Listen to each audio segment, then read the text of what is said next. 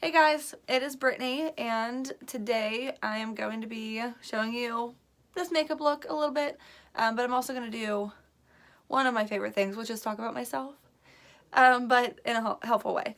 So I am currently in the process of living through, surviving, healing, tackling melanoma skin cancer. I was diagnosed in June of 2021, so just 4 months ago. Just going to explain to you where I'm at now, hopefully help somebody out there, and also just document what I'm going through so that I can remember, hopefully years from now, once I've gotten through this whole entire process. So if you are new here, please subscribe, please like the video, stick around, leave me some comments, talk to me, I'm always there. And if you're returning, hi again. I'm glad that you came back, and let's get into it. Hi, how are you? That was weird. July, August, September, October. We're 4 months in. 4 months into the journey. And it's been one. It's been a journey. I went in to my dermatologist because I had a mole on my leg that had been there my whole life. If you can see, I am covered in moles. I mean, they're everywhere. And this mole had been enlarging, growing on my leg for quite some time. I expected them to remove it and move on with my life. Turns out that's not the case, and it was melanoma. So that's just a brief description. If you also are going through similar to things as I am, we're gonna get through this together because it's a lot. We're gonna do a candle of the day. Today's candle is from Bath & Body Works. It's the white pumpkin. Oh, it's very exposed. I've already burnt it several times. Oh, it smells like a pumpkin with donut glaze on it. It's exactly what it smells like. So I want to light that and put that next to me so that we have some good vibes throughout this video. Hopefully the makeup look will turn out. I'm not going to do anything crazy because I don't have those skills. And I've already done my brows. I have been trying out some new skincare. Something that I'm trying, I don't know exactly what it is causing my face to be textured. Like whenever I feel my face, it's like bumpy. Don't know what it is. But all I've done today is put on the Good Molecules Daily Brightening Serum. This is so overexposed. Probably not going to be able to see that. There we go. Is this all going to be backwards? Oh well, we'll roll with it. And I got this cute shirt on from Shein. It's all rippity. Anyways, so I figured today I'm going to try to tell and document everything that I've gone through so far, because I've done a lot of videos of, I've done a couple videos of things that I've been doing throughout this journey. My whole journey has been documented on my Instagram stories. Follow me on Instagram because I post almost every single day on my stories. I have appointments. It feels like almost every day. So I always have something to share. If you too have melanoma skin cancer, you can hopefully take a few tips from what I've gone through and maybe prepare yourself. I personally didn't watch any YouTube videos about it. I have not Googled it.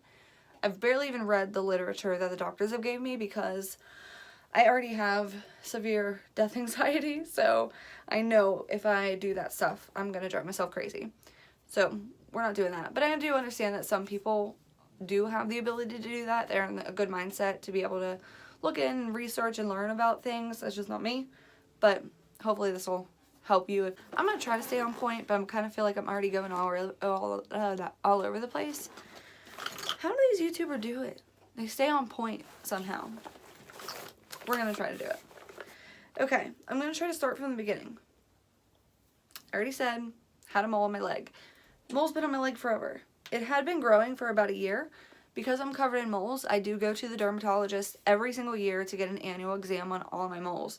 I have one right here that it was just like, I don't know, the doctor said it was a weird color, so they just scalped it, like took a biopsy from it. This was years ago, like 5 years ago. And it came back negative. And it grew back, if you can see it, it's like black and it looks like a Sharpie, honestly. Doesn't that look like a Sharpie? But that was years ago. It came back negative. Great. And then, you know, as everything gets blamed on, 2020 came around. My cousin Shailyn I'll link her channel down below, gave me this. You know, I was so hyped up about this Jeffree Star Shane Dawson collection, but I never bought any of it. And I always wanted this mirror. I always wanted a Jeffree Star mirror. Now I have one. Okay, anyways. What was I saying? Oh, yeah. So, 2020 came around. Don't we love that? We love that happened. And I actually missed or skipped one or the other. I don't remember. Didn't go to my annual dermatologist appointment. I don't know why. I mean, I've been to so many dermatologist appointments, and they've always given me, like, that form saying, like, if your mole grows, like, bigger than whatever, I think it was, like, 6 millimeters, like, bigger than the size of an eraser, then make sure you go and get it checked. So, I always, maybe I'm super uneducated, because I always thought moles were like the one I have here. They're, like, sticking out, and the mole that was on my leg, it was like a freckle to me. It wasn't really a mole. And I guess, like I said, that's lack of education for some reason. It was flat. Completely flat. This keeps happening. It was completely flat to my skin. It was not raised at all. So I didn't consider it to be a mole. Like I said, maybe that's dumb. Over the course of like a year, it grew, but it stayed flat on the skin. But it started like getting larger in diameter. And then it started getting scaly. And I remember myself putting like lotion on it, because like when I would lotion my legs, that little dot on my leg, it's on the front of my leg, on my shin, for context. That would get scaly and dry, and I would just put lotion on it. And then I started getting concerned and putting SPF on it, like extra SPF on it all the time, because I was like, this is weird. But I still never thought anything. I never thought twice. Didn't think to schedule a dermatologist appointment. Did not think twice. And don't ask me why. But it didn't. Until we went on vacation. We went to Columbus Zoo. And I don't know, something after that vacation, I was like, as soon as I get back, I have to go to the dermatologist. I have to. Absolutely have to. And so I did. By the way, I'm going to use this Jaclyn Hill Volume 2 palette. I've used it once already. Ugh. This is going to be hard. This is the only palette that I have that has like these maroon colors in it. Very cute. So I'm going to try to do something with this, I think. And I don't know what it's going to be. We'll see. Where was I at? Okay, anyways. So I get back from vacation. Schedule an appointment with my dermatologist. Go. They want to take it off. They make me sit in the waiting room for 2 hours. And I was just like, they wanted to remove the mole from my legs same day, which is actually very amazing. I should be extremely appreciative of that, honestly, right? But I told them no, unfortunately I could not do it, because I did have to get home to get my son off the bus. Because if you're not home, get your kid off the bus. Bus drivers get mad. And they scheduled me next day, like a next day appointment. And I did go. It was like 8 a.m. It wasn't anything major, honestly. All they had to do was numb my leg. I was awake the whole time. They just numbed my leg, and then they cut it out. I didn't look, but they cut it out, and they sent it off. I got a call just a couple days later that came back positive. I've definitely gone over this. So, I came back positive for melanoma, and they wanted me to come into the office. I came into the office, and then they wanted to forward me to a oncologist. And that was like freaky. So I did. I went to my oncologist appointment. They basically told me that it was, basically told me that it was like 1.3 millimeters deep. And that's bad. That means it can get into your lymphatic system, your lymph node system. So the next steps were to get my lymph nodes removed. They also, whenever they remove the mole, they got clean margins all the way around the mole. But whenever it turns into cancer, they need to get even larger margins. And since it was on my shin, it was going to be an incredibly difficult procedure. Because you don't have a lot of extra skin on your shin. Like if they cut a big chunk of your belly, it ain't that bad. You have a bunch of skin there. You can just sew it right up and be fine. But if they do a surgery on your leg, on your shin, there's not a lot of skin to remove and then put it back together. So they also referred me to a plastic surgeon, because he was going to have to do the hard job of getting it to close up. And spoiler alert, I'm still healing right now after that surgery. It's been rough. So where it was completely around it, they just had to cut a lot larger around it so that there was clean skin, not touched by cancer, around the whole mole. And yeah, they did that. And they removed my lymph node, and the plastic surgeon came in at the last couple minutes and did a skin graft. They took a skin graft from my groin. The lymph node was in my groin as well. Oh, that's another thing I forgot. Actually, right before the surgery, like an hour before the surgery, I had to go in a room. They had to put dye in my leg on my shin where the mole was. And this dye is like a contrast dye that would spread to, it like shows what lymph nodes that area is connected to. Which was pretty cool and scary. If you've ever had a PET scan or an MRI, that you lay on a table and they like put you in this machine and then they bring you out, they put you back in, they bring you out. Yeah. I had to do that right before the surgery, just like a couple hours before the surgery. And that's how they could figure out, did they have to take 1 lymph node? Did they have to take 4 lymph nodes? Did they have to take 30 lymph nodes? They said no. They said it was 1 to 4 lymph nodes. Anything like that. It ended up only being 1 lymph node. I don't even know how long it took. I had to go under anesthesia, though. So I don't remember how long it took. A few hours. And then, after that, they told me to go home and heal, basically. So that's exactly what I did. And that's kind of where we're at still right now. The hole is healing from the inside out. I don't know if anybody out here has ever had a skin graft, but it's rough. It's really rough. I mean, it's been very, very painful. It's hard to explain because I can't show a picture of my leg, to be honest with you, because it is very graphic, and I'm not going to do that to anybody on the internet at all. But it is like this big on my shin. I would say this whole area is just an open, it's just open. I don't know how to explain it. I'm finally at the point where I can walk now. So that's all good. And then my groin, I have a scar now right on my bikini line. That's exactly where, like right on my bikini line, like where your leg folds is where that scar is. That's where they took the lymph node from, and that's where they did the skin graft from. That's healed beautifully. I told a plastic surgeon the other day I'm very excited because it is on my bikini line. It's an area that a lot of women, including myself, can be a little bit self-conscious about.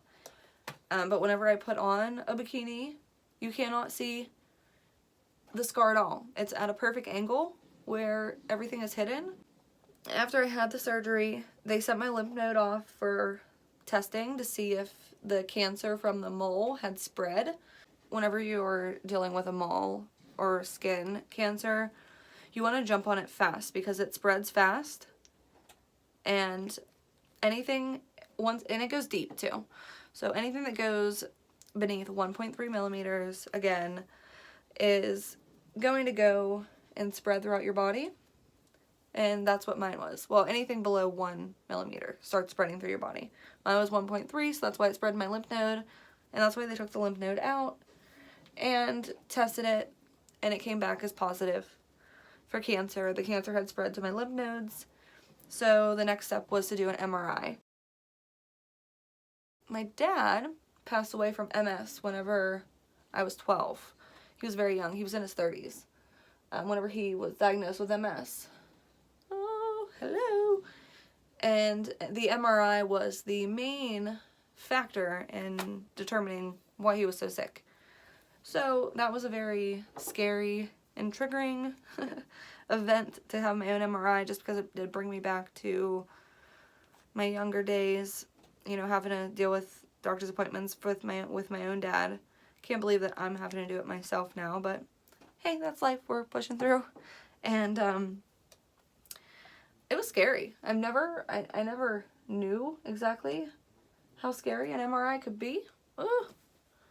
And they like put you in this box. They put earphones in your ear. I'm trying to get this. Trying to get this to be a little bit more snatched, because it is quite loud, which I did not realize. And I wonder why. If anybody is in here knows why it's so loud, let me know. Please, because they like play all these loud beeping sounds. It's very strange. And I was in there for about half an hour, 45 minutes or so. We are starting treatment for me next week. What is treatment going to look like for me for the next year? Well, I'll tell you. So it's not going to be chemotherapy, which is very much of a blessing. It's called immunotherapy, which is news to me. It's not something I've actually heard of before. They are going to be installing a port into my chest. I don't know what that entails, honestly, like what that installation process is going to be like. But this is going to be so that they can easily access an IV for me without having to put an IV here and poke me every single time, because this immunotherapy is going to be, I have to go every 3 weeks, 1 day every 3 weeks. I cannot get this open. And I have to sit in the room for 4 hours connected to an IV, connected to this medicine, this immunotherapy medicine.